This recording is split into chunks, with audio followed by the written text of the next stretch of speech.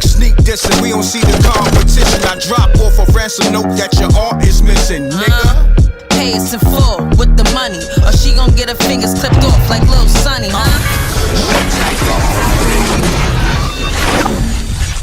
M.Reckttv. You hear something? Have you guys heard of StreamBoss? It's a new IPTV provider that gives you over 5,000 channels for only $20 a month. Oh, cool! $20 for live TV, local TV, movies, TV shows, pay-per-views, and so much more. Huh? What? If you have a Fire Stick, smart TV, or streaming device, then head on over to thestreamboss.com to begin your setup process.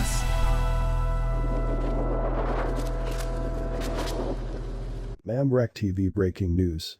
June 8, IRS exposes billionaires Bezos, Buffett, Musk, Murdoch, and Zuckerberg pay no taxes. In 2007, Jeff Bezos, then a multi-billionaire and now the world's richest man, did not pay a penny in federal income taxes. He achieved the feat again in 2011. In 2018, Tesla founder Elon Musk, the second richest person in the world, also paid no federal income taxes. Michael Bloomberg managed to do the same in recent years. Billionaire investor Carl Icahn did it twice. George Soros paid no federal income tax 3 years in a row. ProPublica has obtained a vast trove of Internal Revenue Service data on the tax returns of thousands of the nation's wealthiest people, covering more than 15 years. The data provides an unprecedented look inside the financial lives of America's titans, including Warren Buffett, Bill Gates, Rupert Murdoch, and Mark Zuckerberg. It shows not just their income and taxes, but also their investments, stock trades, gambling winnings, and even the results of audits. That works out to a true tax rate of 0.1%, or less than 10 cents for every $100 he added to his wealth. In the coming months, ProPublica will use the IRS data we have obtained to explore in detail how the ultra-wealthy avoid taxes, exploit loopholes, and escape scrutiny from federal auditors. Experts have long understood the broad outlines of how little the wealthy are taxed in the United States, and many lay people have long suspected the same thing. Consider Bezos' 2007, one of the years he paid zero in federal income taxes. Amazon stock more than doubled. Bezos' fortune leapt $3.8 billion, according to Forbes, whose wealth estimates are widely cited. How did a person enjoying that sort of wealth explosion end up paying no income tax? To capture the financial reality of the richest Americans, ProPublica undertook an analysis that has never been done before.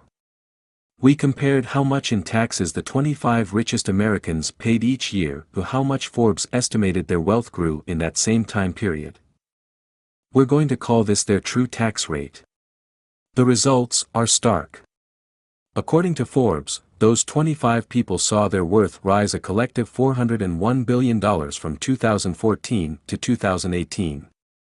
They paid a total of $13.6 billion in federal income taxes in those 5 years, the IRS data shows. That's a staggering sum, but it amounts to a true tax rate of only 3.4%. It's a completely different picture for middle-class Americans, for example, wage earners in their early 40s who have amassed a typical amount of wealth for people their age. From 2014 to 2018, such households saw their net worth expand by about $65,000 after taxes on average, mostly due to the rise in value of their homes. In that year, Bezos, who filed his taxes jointly with his then-wife, Mackenzie Scott, reported a paltry, for him, $46 million in income, largely from interest and dividend payments on outside investments. He was able to offset every penny he earned with losses from side investments and various deductions, like interest expenses on debts and the vague catch-all category of other expenses. In 2011, a year in which his wealth held roughly steady at $18 billion, Bezos filed a tax return reporting he lost money. His income that year was more than offset by investment losses. What's more, because, according to the tax law, he made so little, he even claimed and received a $4,000 tax credit for his children. His tax avoidance is even more striking if you examine 2006 to 2018, a period for which ProPublica has complete data. Bezos' wealth increased by $127 billion, according to Forbes, but he reported a total of $6.5 billion in income. The $1.4 billion he paid in personal federal taxes is a massive number, yet it amounts to a 1.1% true tax rate on the rise in his fortune. The tax data was provided to ProPublica after we published a series of articles scrutinizing the IRS. The articles exposed how years of budget cuts have hobbled the agency's ability to enforce the law and how the largest corporations and the rich have benefited from the IRS weakness. They also showed how people in poor regions are now more likely to be audited than those in affluent areas. The consequences of allowing the most prosperous to game the tax system have been profound. Federal budgets, apart from military spending, have been constrained for decades. Roads and bridges have crumbled, social services have withered, and the solvency of Social Security and Medicare is perpetually in question. There is an even more fundamental issue than which programs get funded or not. Taxes are a kind of collective sacrifice. No one loves giving their hard-earned money to the government. But the system works only as long as it's perceived to be fair. Our analysis of tax data for the 25 richest Americans quantifies just how unfair the system has become. By the end of 2018, the 25 were worth $1.1 trillion. For comparison, it would take 14.3 million ordinary American wage earners put together to equal that same amount of wealth.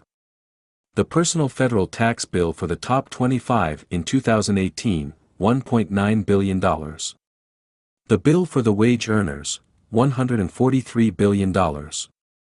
The idea of a regular tax on income, much less on wealth, does not appear in the country's founding documents. In fact, Article 1 of the U.S. Constitution explicitly prohibits direct taxes on citizens under most circumstances. This meant that for decades, the U.S. government mainly funded itself through indirect taxes, tariffs and levies on consumer goods like tobacco and alcohol. In the early years, the personal income tax worked as Congress intended, falling squarely on the richest. In 1918, only 15% of American families owed any tax. The top 1% paid 80% of the revenue raised, according to historian W. Elliott Brownlee. But a question remained: what would count as income and what wouldn't? In 1916, a woman named Myrtle McComber received a dividend for her Standard Oil of California shares. She owed taxes, thanks to the new law. The dividend had not come in cash, however. It came in the form of an additional share for every 2 shares she already held. She paid the taxes and then brought a court challenge. Yes, she'd gotten a bit richer, but she hadn't received any money. Therefore, she argued, she'd received no income. 4 years later, the Supreme Court agreed. In Eisner v. McComber, the High Court ruled that income derived only from proceeds. A person needed to sell an asset, stock, bond or building, and reap some money before it could be taxed. Since then, the concept that income comes only from proceeds, when gains are realized, has been the bedrock of the U.S. tax system. Wages are taxed. Cash dividends are taxed. Gains from selling assets are taxed. But if a taxpayer hasn't sold anything, there is no income and therefore no tax. Contemporary critics of McComber were plentiful and prescient. Cordell Hull, the congressman known as the father of the income tax, assailed the decision, according to scholar Marjorie Kornhauser. Hull predicted that tax avoidance would become common. The ruling opened a gaping loophole, Hull warned, allowing industrialists to build a company and borrow against the stock to pay living expenses. Anyone could live upon the value of their company stock without selling it, and of course, without ever paying tax, he said. Hull's prediction would reach full flower only decades later, spurred by a series of epochal economic, legal and cultural changes that began to gather momentum in the 1970s. Antitrust enforcers increasingly accepted mergers and stopped trying to break up huge corporations. For their part, companies came to obsess over the value of their stock to the exclusion of nearly everything else. That helped give rise in the last 40 years to a series of corporate monoliths, beginning with Microsoft and Oracle in the 1980s and 1990s and continuing to Amazon, Google, Facebook and Apple today, that often have concentrated ownership, high profit margins and rich share prices. The winner-take-all economy has created modern fortunes that by some measures eclipse those of John D. Rockefeller, J.P. Morgan and Andrew Carnegie. In the here and now, the ultra-wealthy use an array of techniques that aren't available to those of lesser means to get around the tax system. Certainly, there are illegal tax evaders among them, but it turns out billionaires don't have to evade taxes exotically and illicitly, they can avoid them routinely and legally. The idea of a regular tax on income, much less on wealth, does not appear in the country's founding documents. In fact, Article 1 of the U.S. Constitution explicitly prohibits direct taxes on citizens under most circumstances. This meant that for decades, the U.S. government mainly funded itself through indirect taxes, tariffs and levies on consumer goods like tobacco and alcohol. With the costs of the Civil War looming, Congress imposed a national income tax in 1861. The wealthy helped force its repeal soon after the war ended. Their peak could only have been exacerbated by the fact that the law required public disclosure. The annual income of the moguls of the day, $1.3 million for William Astor, $576,000 for Cornelius Vanderbilt, was listed in the pages of the New York Times in 1865. MRecktv breaking news. No, you're the plug and such. You a joke's bound to happen if you slipping or you lacking. I'm gripping on the Mac 10, ready for the action. Shots will make you break dance and have you do a backspin. I got more kicks than karate flicks.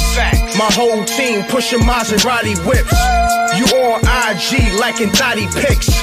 Shorty pocket broke, but her body fixed. Peace, world. To promote your music or promote your business by placing an ad on MRecktv, contact MRecktVpromo, MRecktVpromo @gmail.com. Peace. Oh yeah, subscribe to MRecktv, youtube.com/MRecktv. I'm gone.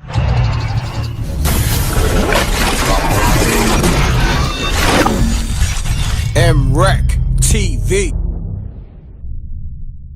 Let's cut a music.